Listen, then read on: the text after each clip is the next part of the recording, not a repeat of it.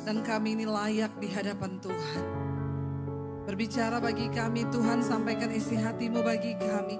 Kami semua yang datang pada sore hari ini, seperti bejana kami mau diisi oleh kebenaran firman Tuhan. Agar firman itu mengubah hidup kami dan kami hidup memuliakan nama Tuhan. Di dalam nama Tuhan Yesus. Yang percaya Tuhan di tengah kita memberkati kita. Sama-sama katakan amin, amin, amin. Tepuk tangan buat Tuhan Yesus, silakan duduk Bapak Ibu, Shalom. Apa kabarnya? Jemaat di Surabaya ini luar biasa ya. Kalau ke gereja hari Minggu itu bersemangat ya. Dan saya percaya saudara di hari-hari terakhir ini memang kita harus lebih lagi bersemangat. Ya, gereja di tempat ini, Bapak Gembala, Pak Michael sedang terus berbicara tentang iman. Dan saya percaya iman adalah sesuatu yang harus terus dikhotbahkan di gereja. Karena Tuhan Yesus berkata, kalau dia datang kembali ke dunia ini, adakah iman dia dapati? Waktu Tuhan datang kembali kedua kali, Tuhan gak cari yang lain dari hidup kita. Dia cuma cari iman. Tapi iman yang seperti apa saudara? Yang Tuhan mau, ya saya percaya bukan iman sembarangan. Coba bilang kanan kirimu, bukan iman sembarangan. Nah hari ini kita mau belajar dari seorang di dalam Alkitab yang namanya tercatat. Kalau nama seseorang tercatat di Alkitab berarti kita harus belajar dari kehidupannya. Entah kegagalannya atau keberhasilannya. Nah hari ini kita akan belajar dari seorang yang bernama Bartimeus saudara. Saya juga baru kali ini mengkhotbahkan khotbah ini. Dan saya bersyukur ketika saya baca tentang ayat ini ternyata hanya singkat perikopnya. Tapi sangat memberkati saya secara pribadi. Ya tadi pagi saya dapatkan ayat ini, kita mau belajar dari iman seorang Bartimeus. Buka bersama Injil Markus pasal yang ke-10 ayat yang ke-46 mulai. Di sana judul perikopnya tertulis Yesus menyembuhkan Bartimeus. Kita baca secara bergantian. Saudara boleh baca ayat 46, 1, 2, 3.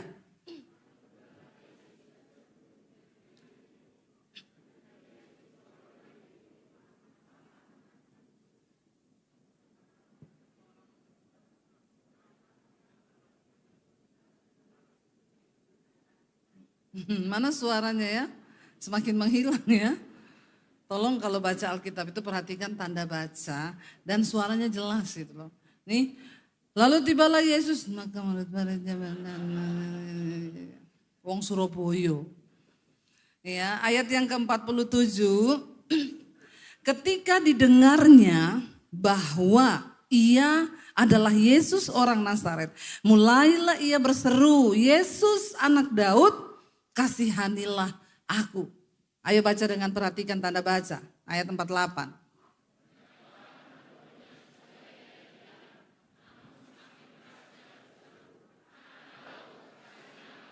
Ini emosi.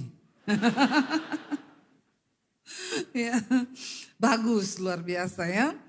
Lalu dikatakan ayat 49. Lalu Yesus berhenti dan berkata, panggillah dia. Mereka memanggil orang buta itu dan berkata kepadanya, kuatkan hatimu, berdirilah, ia memanggil engkau. 50.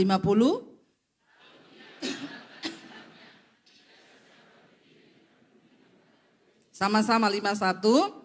Tanya Yesus kepadanya, apa yang kau kehendaki supaya aku perbuat bagimu? Jawab orang buta itu, Rabuni, supaya aku dapat melihat. 52 sama-sama. Lalu kata Yesus kepadanya, pergilah, imanmu telah menyelamatkan engkau.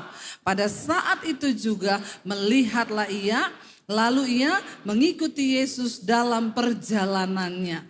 Bapak Ibu, ayat ini mengisahkan, perikop ini mengisahkan waktu Yesus dan murid-muridnya sedang berjalan keluar dari kota Yeriko. Dan mereka di luar kota Yeriko, Yesus diikuti murid-muridnya serta orang berbondong-bondong. Kalau Alkitab berkata orang berbondong-bondong ikut Yesus itu ribuan. Kenapa saya bilang ribuan?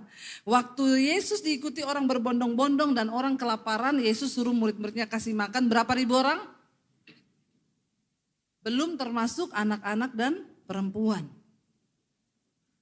Dan waktu itu ribuan orang ikut Yesus. Di situ di pinggir jalan duduk seorang pengemis buta yang bernama Bartimeus. Pengemis pasti kotor, pasti miskin. Kasihan. Ada pengemis tapi tidak buta. Ada orang buta tapi bukan pengemis. Tapi Bartimeus ini komplit. Udah buta, pengemis, miskin. Ya, nasibnya. Tapi yang luar biasa ternyata ketika saya belajar, apa arti nama dari Bartimeus?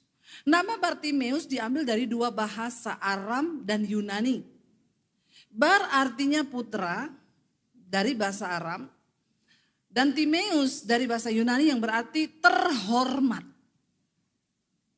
Jadi arti kata Bartimeus apa? Putra tapi nasibnya terhormat enggak? Buta, miskin, pengemis. Tapi puji Tuhan orang tuanya memberikan dia nama sesuai dengan iman dan doa mereka. Bapak Ibu kalau kau punya anak, tolong jangan namakan anak itu sesuai dengan keadaanmu. Amin. Ada jemaat minta saya doakan, Bu Debbie doakan saya Bu, kenapa? Saya ini melamar kerjaan gak ada yang mau terima, kenapa? Karena nama saya. Namanya siapa? Prihatin. Gak ada perusahaan mau terima dia kerja. Katanya nanti kalau kau masuk perusahaan kami jadi prihatin. Ini juga orang tua. Aduh orang tua, ada orang tua begitu. Saya bilang kenapa orang tua mau kasih nama kau begitu? Katanya dulu waktu hamil menderita. Jadi saya lahir dinamakan prihatin. Nama itu doa. Suami saya namanya Daniel Adi Purnomo. Daniel putra Purnama terang. Makanya jadi suaminya Debbie Bas. Kalau Daniel putra gelap, saya nggak mau nikah sama dia. Ngapain saya nikah sama putra gelap? Amin. Ya. Tolong kasih nama itu yang sesuai doa dan iman. Saya baca kayaknya nama Sylvia itu artinya lembu liar. Sylvia. Lihat-lihat arti nama loh kalau kasih nama anak. Debbie itu lebah. Makanya berbisa. Tapi setidaknya masih Alkitabiah. Debbie lebah menghasilkan madu. Ya, enggak usah tepuk tangan, enggak usah. Madu itu firman Tuhan seperti madu. Manis, dapat menyembuhkan. Lumayan puji Tuhan masih ada Alkitabnya saya. Ya, nama saudara itu artinya apa? Makanya kalau kasih nama itu tolong dipikir-pikir. Dulu saya khotbah tentang Yabes. Banyak orang kasih nama anaknya Yabes. Karena dipikir bagus nama Alkitab. Ternyata Yabes itu artinya penyakitan. Atau kesakitan. Ya, ada ibu-ibu setelah dengar khotbah saya gini, Bu Debbie bagaimana ya anak saya sudah terlanjur saya namain Yabes. Saya bilang tidak apa-apa ibu, yang penting suruh dia berdoa Yabes setiap hari. Ya toh? Kenapa ada doa Yabes? Ya karena Yabes itu artinya penyakitan, kesakitan. Makanya Yabes itu berdoa, kiranya apa? Engkau memberkati aku berlimpah-limpah dan memperluas daerahku, dan kiranya tanganmu menyertai aku dan melindungi aku daripada malapetaka. Sehingga apa? Sehingga kesakitan tidak menimpa aku. Saya bilang ibu kalau anakmu namanya Yabes, tiap hari dia harus mengucapkan doa ini. Ya, supaya kesakitan tidak menimpa. Karena Yabes artinya penyakitan, kesakitan. Ya, lihat-lihat dulu arti nama sebelum memberi nama. Amin. Supaya kau jangan, puji Tuhan, Bartimeus ini mungkin orang tuanya miskin, tapi mereka itu memberi nama anaknya sesuai dengan iman dan doa mereka. Bartimeus putra terhormat. Walaupun jadi pengemis buta lagi. Tapi di dalam Yesus selalu ada harapan. Gak ada yang tidak bisa dirubah di dalam Kristus. Katakan amin. Gak ada. Saya terlalu percaya tidak ada nasib yang tidak bisa dirubah bersama Tuhan Yesus. Lalu ketika Yesus lewat, ini banyak orang ini. Alkitab berkata Bartimeus mendengar bahwa itu adalah Yesus dari Nazaret. Mungkin orang ribuan itu, ini apa tuh, itu loh Yesus dari Nazaret lewat, ini loh Yesus. Dia mendengar. Ketika Yesus lewat di situ, Bartimeus berseru kepada Tuhan. Seruannya apa dia bilang? Yesus anak Daud, kasihanilah aku. Dia nggak bilang Yesus orang Nazaret, Yesus Tuhan, enggak. Yesus anak Daud. Ini adalah sebuah perkataan gelar yang diberi bagi Tuhan Yesus sebagai mesianik. Gelar mesianik Kristus anak Daud. Kenapa? Telah tercatat di dalam kitab para nabi akan datang seorang Mesias yang lahir dari keturunan Daud. Jadi Bartimeus ini walaupun dia buta, tapi dia orang yang pernah mendengar cerita tentang kitab nabi nubuatan yang besar bahwa akan datang Mesias dari keturunan Raja Daud. Itu pernyataan iman yang dia ucapkan, menyatakan dia percaya bahwa Yesus adalah Mesias yang akan datang itu. Tapi gak semua orang percaya itu. Di Yahudi saudara, orang Farisi, mereka gak percaya Yesus itu Mesias. Dan bagi seorang yang menyatakan imannya bahwa Yesus adalah anak anak Daud, keturunan Daud, itu resikonya terlalu besar. Karena itu berarti dia bermusuhan dengan orang-orang Yahudi di sekelilingnya yang menyangkal bahwa Yesus adalah Mesias itu. Bagi orang Yahudi, Daud raja yang terhormat, mulia dan diurapi. Tapi Yesus tunggu dulu. Dia cuma anak tukang kayu, kami tidak percaya dialah Mesias yang dijanjikan Allah itu. Jadi kalau ada orang menyatakan imannya seperti itu, bisa musuhan, bisa dirajam, bisa dilempar. Kenapa orang Yahudi menyalibkan Yesus? Karena mereka menganggap Yesus itu menista Tuhan dengan menyatakan dia adalah Mesias. Jadi gak sembarang orang mengucapkan Yesus itu Mesias. Dia anak Allah, dia keturunan Daud, anak Daud. Itu bukan orang sembarangan. Itu menyatakan deklarasi iman bahwa dia percaya Yesus sebagai Mesias yang diutus Tuhan. Saudara, kita nih harus tahu Yahudi Israel itu, kemarin saya ke Eropa, ada TL di sana yang bilang gini, Bu, dia bukan orang Kristen. Bu, saya itu menyampaikan sesuatu ke ibu, tapi saya ini bergumul dari kemarin saya bergumul untuk memberitahu sesuatu ke ibu. Tapi ya ini Tuhan kasih saya, setelah saya ngobrol-ngobrol dengan ibu, saya punya keberanian untuk ngomong. Saya bilang, mau ngomong apa kamu? Kenapa harus pakai bergumul? Jadi begini Bu, saya mau tanya dulu, ibu ini bela Palestina atau bela Israel? Saya bilang saya Persija. Saya nggak bela Palestina, saya nggak bela Israel, saya Persija. Ngapain coba saudara? Kenapa kamu bertanya begitu? Dia bilang gini, ibu ini kan pengkhotbah yang cukup terkenal di Indonesia, saya lihat YouTube ibu itu jemaatnya banyak. Terus ibu tolonglah kasih tahu kepada orang Kristen itu, jangan bela Israel, bela Palestina. Terus ibu, saya ini termasuk orang yang boikot Israel kemarin. Saya nggak beli McD, makanya di sana kita minta makan di McD, dia lewatin terus. Ternyata dia boikot McD. Terus, oh gitu, iya saya boikot McD, saya boikot produk-produk Israel. Saya bilang berarti kau termasuk salah satu orang yang mabok agama. Ya, kau boikot itu, kasihan di Indonesia itu yang kerja di McD banyak orang Muslim juga, dia nggak makan gara-gara McD tutup. Ya gara-gara ulahnya kalian yang memboikot. Terus saya tanya sama dia, kamu ini udah pernah ke Israel belum sih? Belum. Kapan-kapan ikut saya ke Israel. Supaya kau tahu, Israel itu tidak identik dengan Kristen.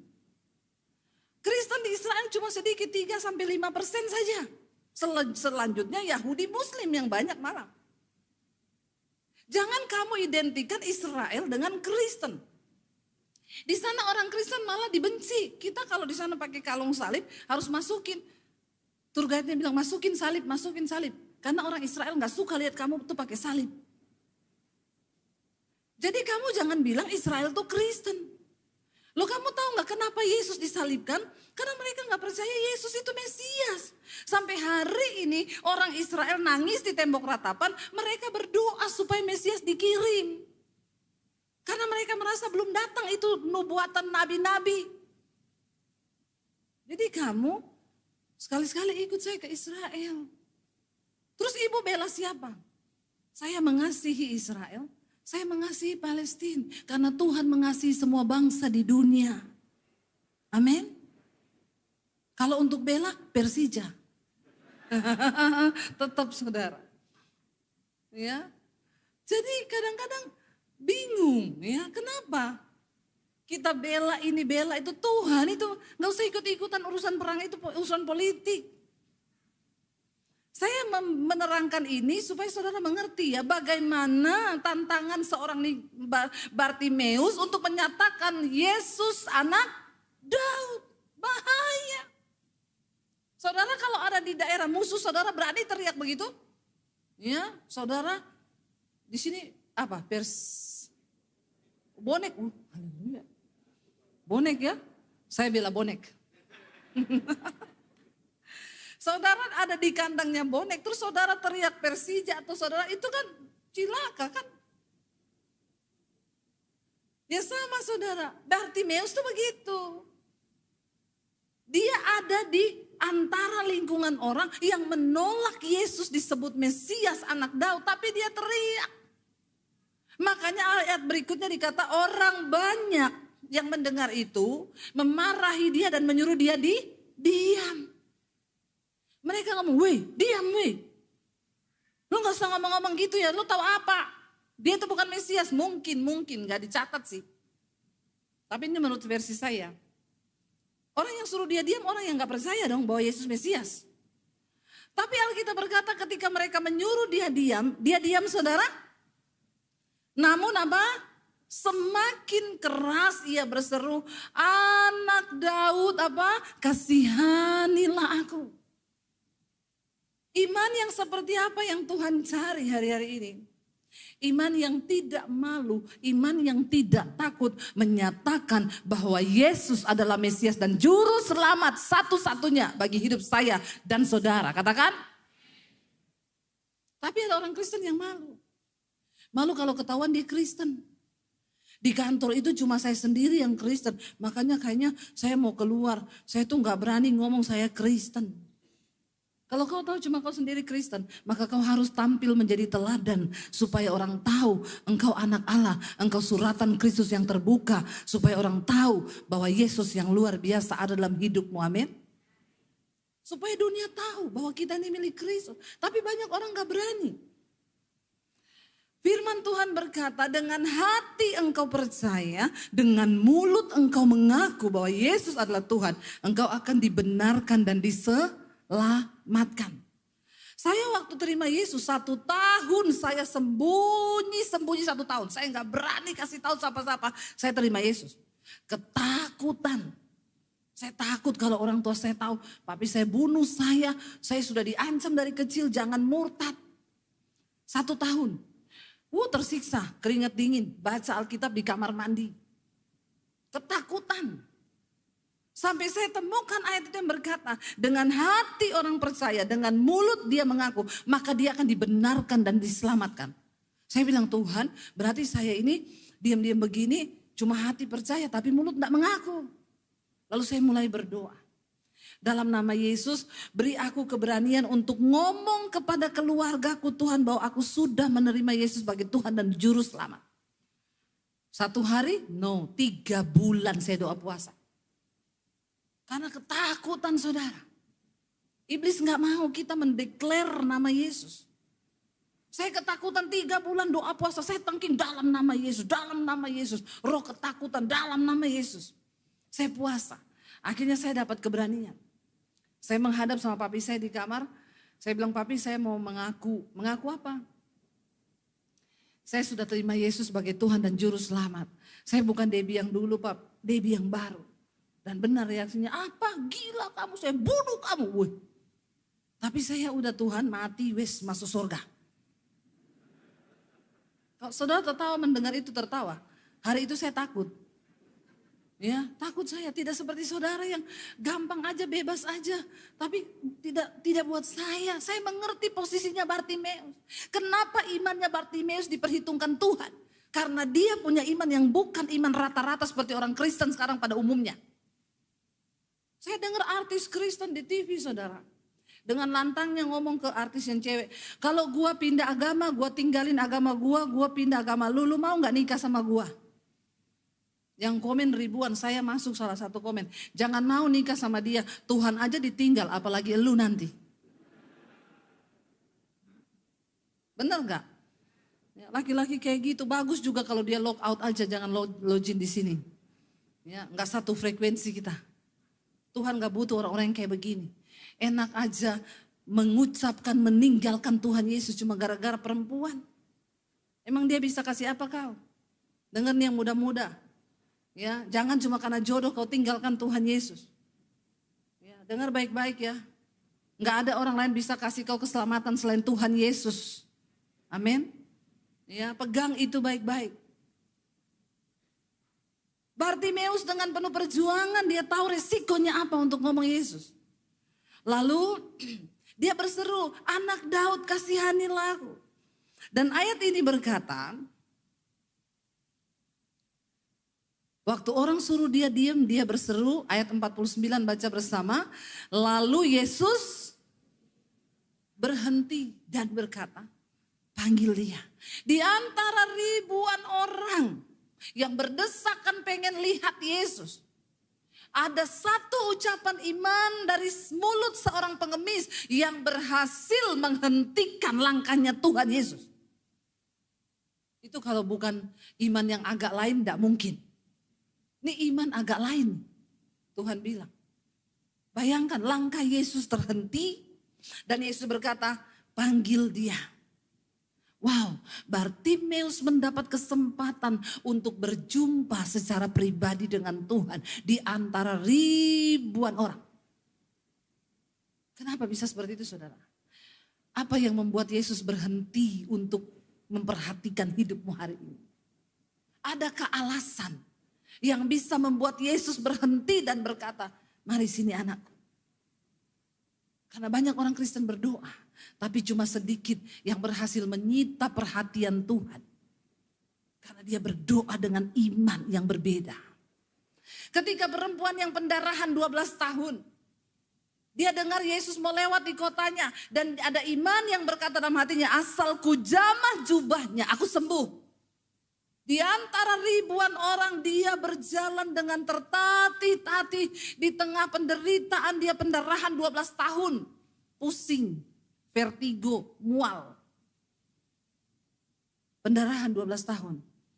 Dia berjalan menembus ribuan orang dengan sisa tenaganya namun dengan iman yang berbeda. Dia jamah jubah Yesus. Yesus rasa ada kuasa yang keluar dari dirinya. Lalu Yesus menoleh ke belakang dan bertanya kepada muridnya, siapa yang jamah aku? Muridnya berkata, hello please deh. Tuhan, yang ikut kita ini ribuan orang. Yang berdesak-desakan di antara kita ini ribuan orang. Dan semua menjamah engkau. Tapi Tuhan Yesus bilang no, ada satu jamahan yang berbeda yang berhasil menarik kuasa keluar dari diriku. Banyak orang ke gereja hari Minggu. Sama-sama kita berdoa, sama-sama kita berseru. Tapi tidak semua orang bisa menarik kuasa Tuhan atas hidupnya dengan iman yang dia punya. Amin saudara. Dan itu iman yang bagaimana? Ya, Bartimeus menarik perhatian Tuhan. Sehingga Tuhan terhenti langkahnya dan berkata, panggil dia. Wow, enggak, di antara ribuan orang semua orang menoleh, siapa dia? Pengemis, buta, kotor, jorok. Enggak peduli seburuk apapun hari ini keadaan dan nasibmu. Waktu kau ketemu Tuhan selalu ada harapan untuk sebuah perubahan yang lebih baik di dalam hidup kita. Amin saudara. Yes. Lalu ketika Yesus tunjuk saudara, mereka datang dan berkata, siapkan hatimu, berdiri, kuatkan dirimu. Karena dia panggil kau. Apa yang dilakukan Bartimeus? Ayat berikutnya berkata begini. Ia menanggalkan jubahnya. Dan ia segera berdiri. Dan dia pergi untuk mendapatkan Yesus. Apa arti dari menanggalkan jubah? Bagi orang Yahudi, jubah itu memiliki arti. Tidak sembarangan. Saudara. Jubah raja itu berbicara tentang kekuasaan dan otoritas. Jubah imam itu bicara tentang pengurapan. Jubah orang kaya itu berbicara tentang kesombongan yang dia punya. Jubah pengemis bicara tentang kekotoran. Yang lusuh, penuh debu, penuh kotor. Bartimeus tahu dia akan menghadap Mesias sang raja. Dia harus tanggalkan semua kekotorannya supaya dia layak berdiri di hadapan Tuhan. Iman yang seperti apa yang Tuhan cari. Kau tidak bisa tiap hari Minggu datang ke gereja. Tapi kau pulang. Kau datang dengan membawa dosa. Kau datang membawa semua kekotoran untuk menghadap Tuhan. Cukup. Datang ke gereja. Dengar firman. Berubah. Tuhan gak peduli seberapa kotor kau. Tapi tolong berubah. Dia melihat niatmu untuk ketemu dia, menanggalkan jubah, tanggalkan kenajisanmu, tanggalkan kepahitanmu, amarahmu. Jangan kau datang ke gereja setiap minggu, tapi kau pulang yang kepahitan tetap kepahitan, berantem sama mertua tetap.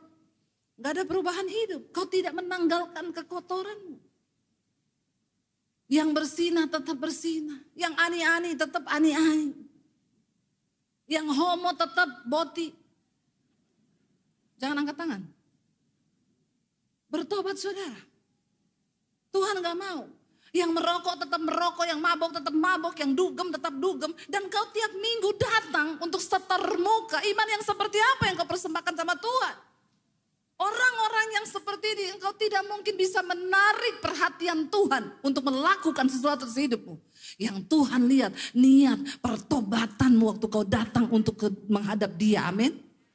Tinggalkan semua yang tidak berkenan saudara. Alkitab berkata, kuduslah kamu sebab aku kudus. Sebab tanpa kekudusan tidak ada seorang bisa berjumpa dengan Tuhan. Bartimeus sangat tahu syarat untuk dia ketemu raja di atas segala raja. Tanggalkan kekotoran itu. Rendahkan diri. Perlu kerendahan hati untuk tanggalkan jubah. Mungkin hari ini kau orang kaya, jangan pakai jubah kekayaanmu, tanggalkan semua kesombongan itu. Datang dan berlutut di kaki Tuhan dan bilang, Tuhan ini aku hamba. Amin saudara. Jangan kau datang ke gereja tiap minggu. Kayaknya ketemu Tuhan tapi hidup gak pernah berubah. Yang utang gak bayar, gak usah angkat tangan. Ya bayar utang. Jangan bikin malu Tuhan. Ya, orang Kristen sekarang hidupnya nyantai. Dia pikir sorga itu sembarang orang bisa masuk. Saya waktu jadi Kristen saudara. Waktu saya baca Alkitab. Saya berusaha melakukan apa yang firman Tuhan suruh. Ketika saya belajar tentang kekudusan. Ketika saya belajar tentang manusia baru. Tanggalkan segala manusia lama itu. Saya belajar. Saya catat semua daftar dosa saya. Saya bikin buku daftar dosa saya. Orang Kristen suka bikin buku daftar dosa tetangga. Bertobat. Jangan lihat dosa orang lain. Lihat dosamu sendiri. Pulang bikin catatannya 1 bersinah, 2 mabok, 3 gini. Bikin. Lalu datang di hadapan Tuhan dan bilang, Tuhan aku mau berubah Tuhan. Aku mau tanggalkan semua dosa-dosa ini karena aku tahu ini semua tidak berkenan di hadapan Tuhan. Engkau kudus Tuhan. Layakkan aku Tuhan. Berjuang saudara. Gak ada orang lain bisa tolong kau kecuali Tuhan. Karena surga itu urusan pribadi-pribadi. Orang tua gak bisa gandeng anak. Istri gak bisa gandeng suami. Suami gak bisa gandeng istri. Kita urusannya sendiri-sendiri. Untuk menghadap Tuhan. Amin. Kita di hari-hari yang terakhir ini saudara. Ayo berjuang, berjuang, berjuang. Supaya kita menang sampai di garis akhir. Lalu dia datang menghadap kepada Tuhan. Dan apa yang Tuhan tanya? Ayat yang ke-51, baca sama-sama. Tanya Yesus, apa yang kau kehendaki supaya aku perbuat bagimu? Jawab orang itu, Rabuni, supaya aku dapat melihat. Kalau hari ini Yesus berdiri depan saudara dan bertanya, apa yang kau mau? Aku akan berikan. Yang pengen mobil, angkat tangan. Nggak ada. Udah punya mobil semua ya? Oh, ada. Yang pengen rumah, angkat tangan. Ya. Yang pengen uang, angkat tangan. Mata duitan semua ini jemaatnya. Semua pengen rumah. Yang pengen umur panjang, angkat tangan. Banyak ya. Kenapa pengen umur panjang Pak? Hidupmu bahagia. Pengen umur panjang. Soalnya ada bapak-bapak ke dokter. Dok, saya pengen minta vitamin biar umur panjang. Dokternya tanya, Bapak merokok? Enggak. Ngopi? Enggak. Makan enak? Enggak. Terus ngapa Bapak mau umur panjang? Mati aja Pak, mati. Ya, merokok enggak. Mabok enggak. Minum enggak. Ngopi enggak. Makan enak enggak. Tapi pengen umur panjang. Dokter bilang, saya suntik mati aja Bapak.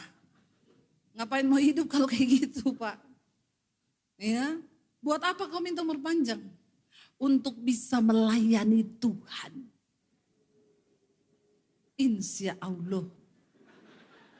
Ya. Pengen umur panjang kenapa Pak? Biar bisa mengasihi istri. Amin. Ya. Untuk apa kita pengen umur panjang? Untuk bisa melayani Tuhan, untuk pengen nikmati hidup. Waktu Yesus berdiri di depan kita, apa yang kau mau saudara? Banyak orang Kristen tuh berdoa, tapi sesungguhnya dia nggak tahu apa yang dia mau. Tuhan aku pengen Mercy, mobil Mercy, gajinya 6 juta. Mintanya Mercy, dikasih Mercy. Bayar pajak nggak bisa, Mercy itu pajaknya 30 juta ya. Malah mati kau. Kau salah berdoa. Jangan salah berdoa saudara. Ya.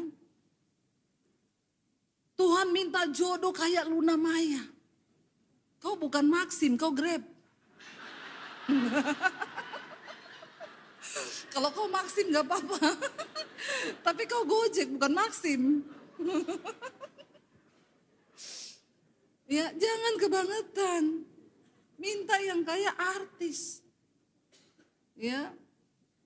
Artis itu perawatannya mahal.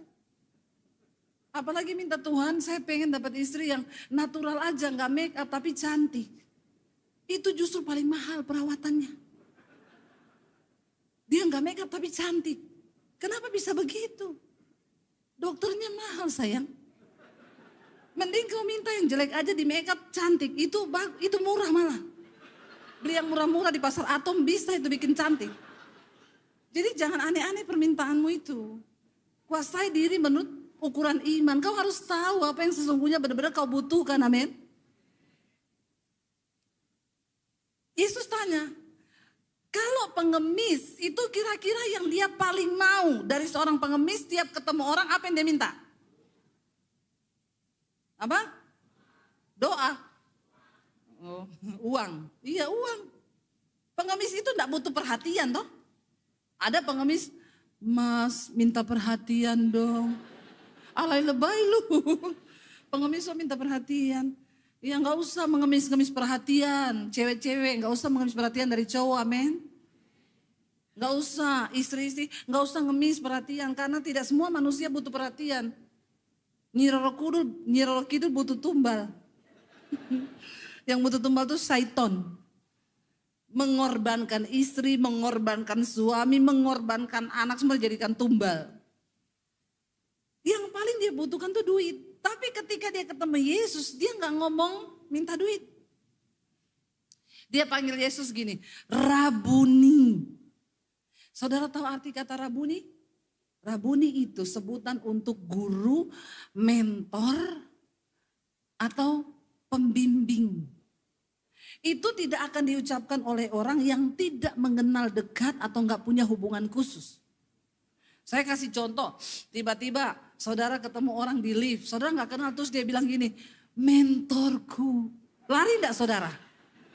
Gila ini orang pasti gila. Orang bisa menyebut orang mentor itu kan enggak gampang. Ada hubungan, ada proses pengenalan, dia tahu siapa ini, baru bisa dia bilang ini mentorku dah. Makanya saya kadang kalau ketemu di mall orang, Bu Debi ya ampun mentor rohaniku. Saya langsung tanya, ibu tahu saya? Tiap hari saya ikuti khotbah ibu. Saya tahu kesaksian ibu. Ibu pernah naik motor dari Jakarta ke Solo. Suami ibu itu maunya makan roti pisang. Tahu semua dia. Terus saya bilang, oh ibu tiap hari dengar, iya bu khotbah ibu banyak mengubah hidup saya. Oh saya mengerti, makanya dia bilang saya mentor rohani. Tapi kalau misalnya saya ke pasar, terus ada ibu-ibu, mentorku. Terus saya tanya, ibu kenal saya? Tidak, gila kau. Tidak mungkin orang menyebut mentor. Yesus disebut oleh Bartimeus, Rabuni, itu bicara tentang hubungan yang dekat. Dia sangat percaya bahwa Yesus itu adalah guru rohaninya. Dia bilang, aku ingin melihat. Bartimeus tahu apa yang paling dia perlukan. Dia gak butuh uang, tapi dia minta matanya dicelikkan. Jangan kau cuma minta mobil terus, minta rumah terus, minta uang terus, minta umur panjang terus. Minta Tuhan celikkan mata rohaniku, amin. Supaya aku dapat melihat kehendak Tuhan. Aku dapat melihat rencana Tuhan. Karena apa saudara? Goal dari hidup kita di dunia ini. Waktu engkau mencapai tujuan Tuhan dalam hidup. Yang kita paling butuhkan itu keselamatan. Kita semua satu saat akan menghadap Tuhan. Ini akhir zaman di depan mata kita ini benar-benar serius. Baru buka 2026, perang langsung terjadi. Yang bisa memicu perang dunia 3. Kalau perang dunia 3 terjadi, saudara, antikris akan masuk dan menguasai. Jangan berpikir antikris itu siapa bu? Setan yang pakai topi hitam itu yang Antikris itu siapa bu? Kuntilanak, pocongan. Enggak level. Itu setan-setan bawa jembatan. Antikris. Siapa mereka? Yang menguasai sistem keuangan dunia, perekonomian dunia. Yang akan bisa membuat semua manusia takluk. Yang itu kita Wahyu katakan. Mereka akan memaksa kamu memakai tanda itu. Dan tanpa tanda itu kamu tidak bisa membeli dan tidak bisa menjual. Ini antikris saudara. Dan kita sedang mengarah ke sana. Semua menuju dunia online. Ya, kita sedang menuju ke sana. Tapi Alkitab bilang sebelum datang masa siksaan berat antikris. Akan ada pengangkatan gereja Tuhan. Anak-anak Tuhan yang hidupnya kudus. Saya tuh tiap malam kalau mau tidur saya berdoa Tuhan. Kuduskan hidupku. Kuduskan keluarga ini. Kalau malam ini terjadi pengangkatan. Biar engkau dapati aku berkenan Tuhan. Itu saya takut saudara kalau saya gak berkenan. Kita tertinggal di dunia itu sudah gak ada keselamatan. Alkitab berkata orang yang tertinggal di masa penderitaan antikris. Tidak ada lagi kasih karunia. Engkau bisa selamat kalau engkau membayar dengan darahmu sendiri. Kepalamu dipenggal tapi kau tetap bertahan sama nama Yesus. Itu. Makanya selagi belum datang masa itu. Kejar kekudusan. Amin. Hidup takut akan Tuhan, ayo. Dan Alkitab berkata waktu Nikodemus datang berbuat seperti itu. Ayat yang ke-52. Lalu Yesus berkata kepadanya. Waktu dia bilang Tuhan aku pengen sembuh bisa melihat. Tuhan gak ngomong gini. Murid-murid bawa minyak urapan sini. Dia berdiri. Bartimeus berdiri sini. Petrus tahan dari belakang. Nanti dia rebah. Sekarang orang Kristen itu kan suka rebah-rebah toh. Ditiup jatuh. Minggu depan datang ditiup lagi jatuh. Tapi hidupnya gak pernah berubah, yang ada geger otak. Jadi gila kau. Tolong ya, tolong orang Kristen. Saya tidak menghina saudara. Memang ada rebah dalam roh. Tapi jangan cuma itu yang kau cari-cari. Di gereja itu tiap hari yang maju-maju itu terus. Suka atraksi-atraksi yang kelihatannya wow. Tuhan gak cari itu. Dia gak tanya berapa kali kau jatuh dalam roh. Yang dia tanya hidupmu berubah apa enggak? Amin. Berubah ayo. Baca Alkitab. Lakukan. Di akhir zaman banyak penyesatan. Supaya engkau tahu membedakan mana yang benar dari Tuhan. Jangan cuma suka atraksi-atraksi yang kelihatannya wow, sekarang itu aneh-aneh. Ada saudara di Jakarta, pendeta perempuan, perjamuan pakai tetesan darahnya. Ngeri ndak? Tolong ya, jangan aneh-aneh. Jadi perjamuan ditaruh dulu semua sirup, lalu dia jarinya ditusuk jarum, ditetesi satu-satu tetes, diminum. Gila enggak ini orang-orang Kristen ini? Ya, mereka pakai baju putih-putih, pergi ke puncak. Ini semakin sesat. Nanti rumahnya suruh jual untuk pelayanan. Dijual, duitnya dikasihkan semua sama pendeta itu. Satu kali ada yang datang sama saya, Bu, saya sekarang gak ada tempat tinggal Bu Debbie. Lah mana rumahnya Ibu? Saya jual, disuruh pendeta kasih. Ya Ibu pergi tinggal sama itu pendeta, kenapa datang sama saya? Enak aja duit kau kasih ke sana mau tinggalnya sama saya. Makanya jangan goblok, ya, dilarang goblok. Baca Alkitab biar kau pinter, amin. Banyak orang Kristen dibodoh-bodohi sekarang karena gak ngerti firman. Makanya saya selalu bilang, nggak usah titip doa, datang sendiri sama Tuhan. Berdoa, baca Alkitab, lakukan. Karena di akhir zaman akan muncul pengajaran-pengajaran sesat. Nanti ada yang dapat penglihatan. Saya lihat di belakangnya ibu ini ada bayangan hitam. Ya, gede, dia mengikuti ibu. Tapi yang dia lihat yang orang-orang kaya. Yang orang miskin enggak. Ya. Yang orang miskin datang, saya ada yang ikuti Pak. Ada utangmu. Debt collector. Aduh, ya aneh-aneh saya lihat saudara, itu ibu cerita sama saya, orang kaya ini. Bu, itu pendeta bilang, saya diikuti bayangan hitam. Terus, tapi dia bilang, ibu jangan takut. Setiap pagi, saya akan telepon ibu video call, saya akan perisai doa ibu. Mantap ya. Orang kaya, dia jadi perisai doanya. Ya. Sekali berdoa, harus apa?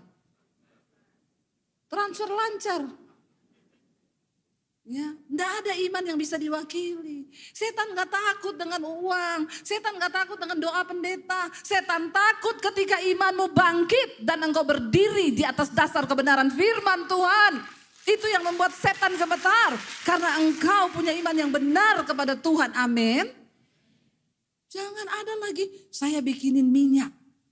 Bawa pulang ini minyak. Ya, nanti olesi. Olesi di mana? Ya, kalau ada orang tanya, Bu Debbie, ibu punya minyak urapan, ibu ada minyak apa di rumah situ? Bimoli, ambil aja itu bimoli. Terus doa, Tuhan, minyak ini minyak biasa, tapi dengan imanku menjadi minyak urapan. Udah, doa tumpang tangan rumahmu. Bukan soal minyakmu, tapi imanmu yang Tuhan lihat, amin. Kalau kau suruh saya yang doa, buat apa? Ya, saya mengajarkan saudara itu iman yang benar. Jangan mendewa-dewakan pendeta. Nanti kau dibodoh-bodohi kalau pendetanya itu mau cari untung. Ya, karena sekarang banyak pendeta dukun juga. Ya, nanti bisa lihat, bisa ini, bisa menerawang. Ya, nanti tatap mata saya. Ya, ngapain coba saudara? Dan Alkitab berkata, Bartimeus tidak ditumpang tangan Tuhan ketika dia berkata seperti itu. Berabuni, aku ingin melihat. Dan Yesus berkata, pergilah, imanmu telah menyelamatkan engkau. Tuhan gak melakukan apa-apa. Dan dikatakan pada saat itu juga matanya terbuka dan dia bisa melihat. Tuhan bahkan gak melakukan apa-apa. Iman ini yang menarik kuasa Tuhan itu bekerja. Ayo saudara. Bahkan Yesus pun tidak melakukan apa-apa. Karena imannya yang narik. Apalagi cuma pendeta yang saudara harap-harapkan. Ya, lebih baik datang sendiri sama Tuhan dengan imanmu yang benar itu. Yesus suruh Bartimeus pergi pulang, kau sudah sembuh. Tapi apakah Bartimeus pulang? Enggak. Dia lalu apa? Mengikuti Yesus dalam perjalanannya. Orang yang sudah mengalami pertolongan Tuhan, mereka pasti akan mengikuti dan mengiring Tuhan Yesus. Ada rasa ingin balas budi, apa yang aku bisa lakukan untuk melayani Tuhan. Ya. Dan syarat untuk mengikuti Yesus, mari kita lihat Matius pasal yang ke-16 ayat yang ke-24 saudara. Ya, apa yang firman Tuhan katakan untuk kita bisa mengikuti Yesus? Lalu Yesus berkata kepada murid-muridnya, saya undang para imam musik. Apa di sana? Setiap orang yang mau mengikuti aku, ia harus menyangkal dirinya, memikul salibnya dan mengikut aku. Menyangkal diri artinya kita harus berkata, Tuhan, aku Debbie yang lama itu banyak dosa, kotor. Tapi aku menyangkal diriku, aku sekarang adalah ciptaan yang baru. Karena aku mau hidup dipimpin oleh Tuhan Yesus dan kebenarannya. Tidak ada lain yang Tuhan mau dari hidup kita saudara, selain kita mau mengikut Tuhan sungguh-sungguh. Selain kita mau mengiring Yesus sungguh-sungguh. Bangkit berdiri bersama.